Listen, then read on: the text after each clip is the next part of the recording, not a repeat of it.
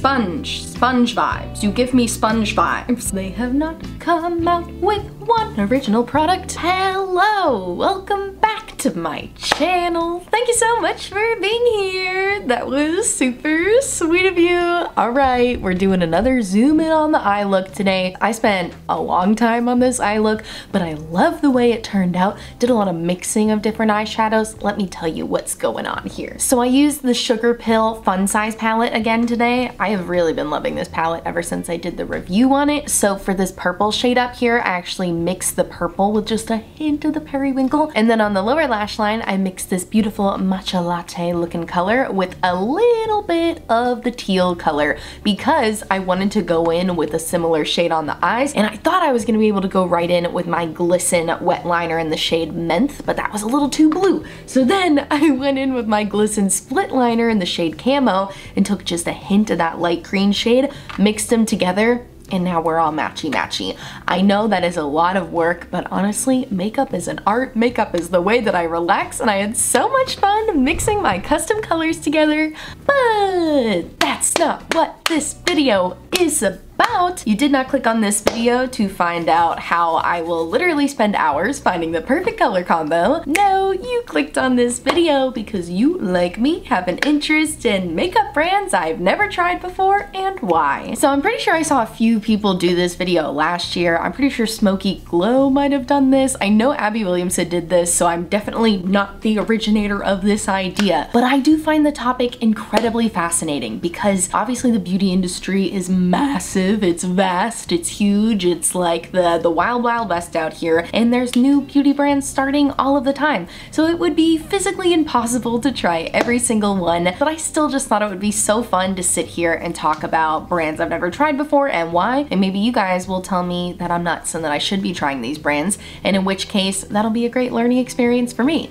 So if that sounds like a topic that is interesting to you and you want to hear about all the makeup brands I've never tried before, then I encourage you to please subscribe and keep on watching because it's coming at you right now. Okay. So the first brand I want to talk about that has been in many of my Makeup I Have FOMO videos before, which I need to do another one of those. Those are such fun videos. Anyway, not what this video is about. This brand's been featured in a lot of videos where I lusted over their makeup, but I've never actually made a purchase from Melt Cosmetics. And I just have to say right off the bat that Melt does some of the most unique packaging, some of the most thoughtful packaging, thoughtful concepts, themes, color stories. They are just so creative and you can really feel the love behind everything they put out. I know they put out a collection a couple years ago. It was like in remembrance of their ancestors, and so everything that they do is just so freaking thoughtful and I absolutely love to see that. But my reason why I've never bought anything from Melt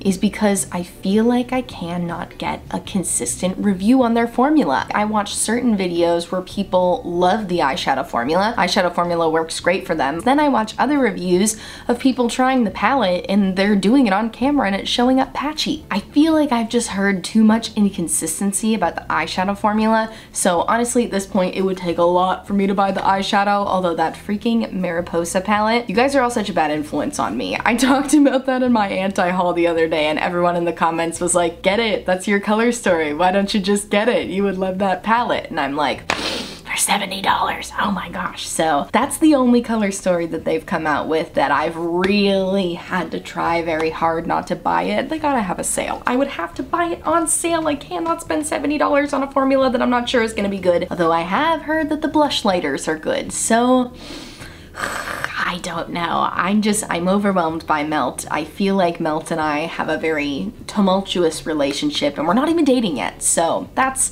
not a great way to start, but will you guys let me know if you've tried anything from Melt before? I trust your opinion more than anything else because you guys watch my videos. You know my preferences. Am I gonna like it? Am I gonna like the formula? You know what I like. You know I like highly pigmented, but also easy to blend, you know, not a ton of fallout, easy to work with, not too expensive, all that stuff. You guys let me know if you think it's worth it.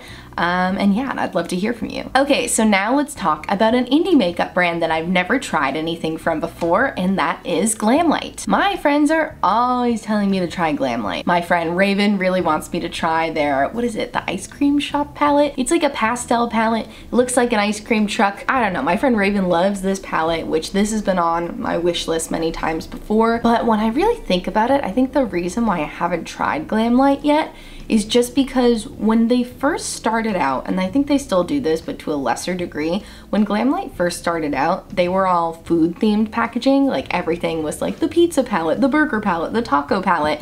And while I think that's super cute, I'm not that type of makeup consumer. I don't buy things for cutesy packaging. I buy things for the stuff inside. And I also don't like my palettes to be bulky. Like you gotta be a square or a rectangle, and you better be really good if you're a circle, you know? Because I've mentioned before, my palettes are under me. They're in the storage ottoman that I'm sitting on. I don't have a ton of space for makeup storage. I have this one tiny makeup desk. I really don't have room to be bringing like bulky packaging like that into my collection, although I know in more recent years they've definitely branched out. Their most recent collection, the ones that are all based off of cocktails, seem like they just come in regular squares, so a couple of those were on my wish list. I almost got the purple one. I was like, ugh, in the cart, but then I ended up deciding not to because I knew a friend of mine was sending me a couple BH palettes. Thank you so much, you're so sweet. My friend sent me the Blueberry Muffin palette and the Paris palette from BH Cosmetics, which I personally just felt like were too similar to the Glamlite palette to justify me buying that. BH Cosmetics is a brand that I had never tried before until my friend sent me two of their palettes. I know they look similar, but honestly, they're very different. They're very complementary of each other, but this is the reason that I didn't buy that purple Glamlite palette. And I kind of feel that way with a lot of Glamlite palettes where I look at the concepts and the color stories, and they're another one that does really good concepts, but when I actually sit down and look at the color stories, I'm like, I don't need it. I don't need it, you know? There's never anything unique enough that I feel like I need. Maybe if they started doing like some multi-chromes, then I would be more interested in. That's what I tend to go for. If I'm buying an eyeshadow palette, you better have something real special in there, you know? You better have something I don't have in my collection at all. I don't like just buying like different iterations of my favorite colors. Like it has to be different. And of course there's always gonna be a little bit of overlap. I'm okay with a couple of shades being repeated in my collection. If more than 50% of the palette is shades that I already have, then what am I doing? Just creating more waste for myself. So I don't know, I guess that's why I haven't tried Glamlite. I'm just waiting for my perfect color story from them, I think. One day they're gonna come out with it. One day, Glamlite, you're gonna come out with a color story that is super unique to my collection, and I'm gonna buy the palette and I'm gonna review it, and it's gonna be like, yes, yes, yes, yes, yes, everyone's a winner. Let me know if you guys have tried anything from Glamlite and if you like the brand. All right, now let's talk about a brand that I feel like might ruffle a few feathers. I've never tried anything from Haus Labs before, Lady Gaga's makeup brand, and that is because they have not come out with one original product, and I'm sorry, but they haven't. Everything that's come out from Haus Labs so far, in my opinion, is a little boring. It's just been kind of boring. I know they've come out with a bunch of eyeshadow palettes and none of them have been all that unique color stories. I was so excited last year when I saw that they were coming out with quads. I was like, oh my gosh, what a great way for me to try the formula. That's so exciting. And then I didn't like any of the color stories in the quads, and they were something silly like $24 2 for 4 eyeshadows, and I was like, Stephanie, please, it's not happening for me. So I just am still waiting for that product from Haus Labs to come out that I'm gonna be like, ooh, I gotta try it. And I know we already touched on this at the beginning. The makeup industry is vast, it's large, it's very hard to be original, but I think you gotta try. I think you gotta bring somebody on the team who's gonna bring some more originality, because they started out with like liquid eyeshadows, which looked okay, but I'm not the biggest liquid eyeshadow fan unless it's like a duochrome or multi-chrome or something super, super unique, and none of the shades seemed all that unique to me. Then she came out with that black eyeliner, which I know black eyeliner is like her thing, the big bold wing. I absolutely love it, but that's not a unique product at all. I wonder if she'll ever come out with face products. I don't don't think they really have any base products. You know what? No, I think that's wrong. I think they might have some blush and bronzer duos, but she doesn't have a foundation. I don't think she has a highlighter, concealer, nothing like that. I'm always very interested in people who are performers and their complexion routine, because you know that makeup has to stay on. If you guys have ever watched interviews with Sir John, who is Beyonce's makeup artist, he did a video on Nikki Tutorial's channel a couple years ago talking about how he does her makeup for a show, and I was like, freaking mind blown. Like, the way he does face makeup is so different than we would wear in our everyday lives. He talks about how he basically just like puts on a light moisturizer as her primer and then puts the foundation on. He doesn't do like a sticky primer or anything because he doesn't want it to slip around, and if it is going to fade with sweat and stuff, he does it specifically so it fades nicely. I just find all that stuff so interesting. I would love to see more performers coming out with face makeup, because I feel like they would give us base products that stay put, and I would love to see that from Lady Gaga, but also just, I don't know, like to see something more creative, you know? I just been a little basic so far, and she's anything but basic, you know? She is so unique and so cool. Would love to see some glitter from Lady Gaga. Give us some glitter. I think that would be fun. I don't know, just nothing's really tickled my fancy yet, so that's why I haven't tried Haus Labs. But of course, let me know if you've tried anything from Haus Labs, and maybe I'll check it out. All right, the next brand I want to talk about is M Cosmetics. I have lusted over so many M Cosmetics products because my friend Tara Brooke here on YouTube is a big fan of M Cosmetics. She tries basically everything from them. I'm pretty sure she's on their PR list, but she gives really good, thorough, honest reviews. Like, she does not hold back if she does not like something. And I just feel a little strange about M Cosmetics, because while I'm constantly lusting over the products on Tara's channel, I also feel like a lot of them can be duped. And I'm gonna link a video Tara just posted recently where she duped out those new M Cosmetics dewy shadows. I forget what they're called. They came out with these single shadows, which are like $26 for one, which is just, Michelle, what are you doing? Ah, that's so much money. So Tara did a video where she duped like all of them out using this one drugstore palette. So for me, that was another reason why I'm like, why would I ever buy really expensive eyeshadow if it's the same quality as drugstore? And even the drugstore palette she showed, I'm not gonna tell you what it is because you gotta go watch her video, but even the drugstore palette that she showed looked better. Like, she found dupes, but like better dupes, you know? Like, they were the same shades, but like sparklier. And all of their blushes look really beautiful. That's the one I probably lust over the most, is they have these Heaven's Glow blushes that just look like, they are aptly named. They really do look like a Heaven's Glow. But then I sit there and I think about my purchase. You know, I sit there with a freaking $30 to $40 blush in my cart, and I think to myself, is this not just Milani Luminoso in a different shade? Is this not just a Milani baked blush that I'm about to pay 4 times the price for? Because that's what they look like to me. But again, I can't say that for sure. I don't know that for sure because I haven't tried both, but that's just the vibe I get from watching other people apply them. And all of their eyeshadow palettes are just neutral, so for me, I'm never gonna spend that much money on a neutral palette, no matter how good it is. But it is a brand that just, like, the branding, the packaging, everything really draws me in. I wish more brands would come out with like a sample set. Milk Makeup does this every year around the holidays, and I think it's so smart. And you could try like 5 of their products, usually for around like $30, and then Sephora typically does like a sale around that time too. So I feel like that's a good deal. I wish more brands would do that. If M Cosmetics came out with like a couple of minis, if they did like a mini lip cushion and a mini blush, and then maybe a mini of the eyeshadow, I don't know, but I don't really want to try the eyeshadows because Tara found so many good dupes for the eyeshadows. But if they came out with a couple of minis for me to try, I think I'd be much more likely to make a purchase, because it's too expensive to take a chance on for something that looks like it could be duped very easily. So, but yeah, I'd love to know if you guys have tried anything from M Cosmetics before, and if you think I'm underhyping them, please do let me know and tell me what your favorite product is, because I can't afford to buy a lot of them, but I can maybe buy one, so definitely let me know. All right, and then the last brand I'm going to talk about here today, because I know I've already been talking for a long time, but I'd love to do more videos, so let me know if you like this style of video.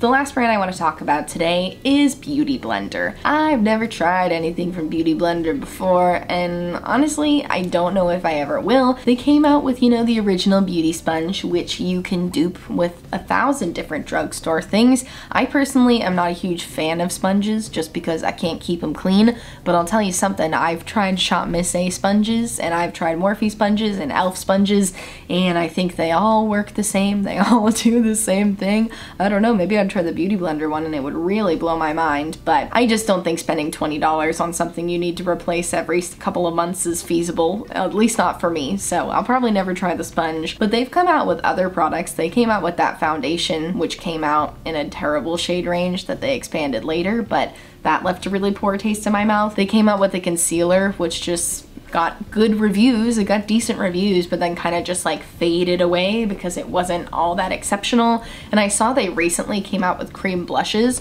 which do look nice, but I'm wondering what Beauty Blender is doing. You know, they started out with just sponges, and I get it. You gotta branch out, you know, like we were saying with how vast the beauty industry is, you gotta do more than one thing, so I get that they're branching out, but I'm just not clear on what they're branching out to. Like, what kind of brand are you trying to be? You know how you can get like a vibe for a certain type of brand? Like M Cosmetics gives me very much that glowy, ethereal vibe for the people who want to just be glowy and dewy and effortless, very like skincare makeup type of thing. And then you have brands like Glamlite, which are like bright, bold colors. We are all about creativity, mixing different colors together. But then I get to Beauty Blender and I'm like, sponge vibes. You give me sponge vibes, and I don't know where you go from there. I thought maybe they were trying to be like, you know, a complexion authority, because they did come out with a foundation and some primers, but none of them seem to be anyone's favorite, or none of them seem to like stick around all that much. I see those Beauty Blender foundations at TJ Maxx all the time. The price just keeps going down. So I don't know, maybe they're planning on coming out with a new one and it's gonna be better, but I just feel like maybe they need to work on their brand identity a little bit, because I feel like we all just associate them with sponges, and then they come out with these other products that just kind of like slip by the wayside. Like, I only realized that they came out with cream blushes because I was going back and looking on Trend Mood to refresh my memory on brands I haven't tried before, and I was like, oh, Beauty Blender came out with blushes? Who freaking knew? I didn't know. They're just a brand that gets lost for me. Brand that gets lost for me, and you know, didn't start out on a high note because they just had that whole thing with the foundations, and then they made a weird statement a couple years ago where they basically tried to call everyone else coming out with beauty sponges copycats, and it's like, you did not invent a beauty sponge. You may have invented the term Beauty Blender, but beauty sponges have been around forever. They just used to come in little wedges at the drugstore. Yeah, you started making yours in a different shape, but I really don't think you can patent that idea. And I just thought it was very weird to come across. Like, I don't know. I just thought that was very weird of them to like call out other brands and be like, oh, you're copying us. We were the original. Weird brand for me. Would love to know from you guys if you've tried anything from Beauty Blender. Did you try the foundation? Am I missing out? Should I pick it up at TJ Maxx? I don't know. Please let me know. Alright, you guys, and with that we have reached the end of the video. Those are all of the brands I've never tried before and why that I'm going to talk about today. I got a lot more brands on here, and like I said, I'm not going to talk about any luxury brands because I haven't tried Chanel, Dior, Burberry, Tom Ford, Marc Jacobs. That's not true. I have a Marc Jacobs bronzer that I got from TJ Maxx. Heck yeah, I have tried Marc Jacobs, but I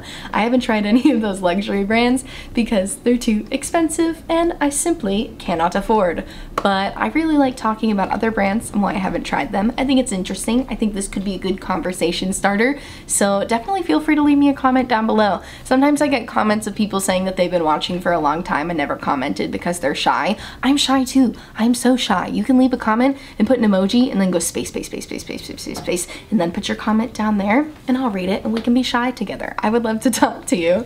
But yeah, thanks so much for watching. Check out my description box for all of the makeup on my face today. I'll put the details down there. I also always list other videos you can watch down there, so why don't you go watch a couple other videos? That could be fun. Also in my description box, I will have a bunch of Black Lives Matter resources to support the Asian American community, and resources to support the LGBTQ+ community. So please check those out if you haven't yet. And I thank you so much for watching, and I'll see you tomorrow. It's Vlogmas. Oh my gosh, I'll see you tomorrow. Bye.